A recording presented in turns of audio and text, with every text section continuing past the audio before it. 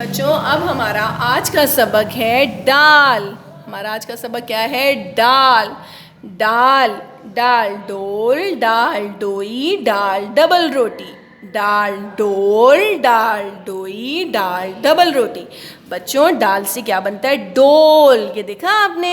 ये प्लास्टिक का डोल भी होता है, स्टील का भी होता है, ठीक है। ये जो डोल होता है इसमें अमूमन दूध भी रख सकते हैं। दूध लेने जाते हैं ना आप लोग, कभी मामा पापा के साथ जाते हो दूध लेने के लिए? डोल में लेने जाते हैं ना। डोल में हम दूध भी रख सकते हैं, घी भी रख सकते हैं, कोई भी चीज़ रख सकते हैं। फिर उसको बंद कर देते हैं और वो चीज़ क्या हो जाती है? सेव हो जाती है, ठीक है। डोल किससे बनता है? दाल से। दाल डोल। दाल डोई। डोई किस काम आती है? हांडी बनाने के, सालन पकाने के काम आती है, ठीक है। ये जो डोई है इससे हम हांडी में जो है डोई को चलाते हैं, प्याज फ्राई करते हैं, टमाटर डालते हैं। हांडी को मिक्स करने के लिए जो है ये चीज़ों को मिक्स करने के क्या आती है? काम आती है। दाल डोई। डोई किस काम आती है? हांडी बनाने में, सालन बनाने में और चीज़ों को मिक्स करने के काम आती है, मिलाने के काम आती है। दाल डबल रोटी। डबल रोटी तो सब सुबह नाश्ते में खा कर आते हैं ना, मज़े मज़े की ब्रेड पे जैम, बटर, एग, सैंडविच बनाकर। डबल रोटी डिफरेंट फॉर्म और शेप्स में आप लोग खाते हो, ठीक है ना। दाल डबल रोटी। दाल डबल रोटी।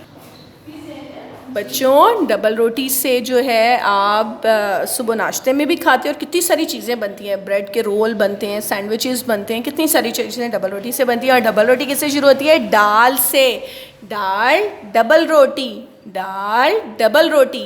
दाल डोल, दाल डोई, दाल डबल रोटी, ठीक है।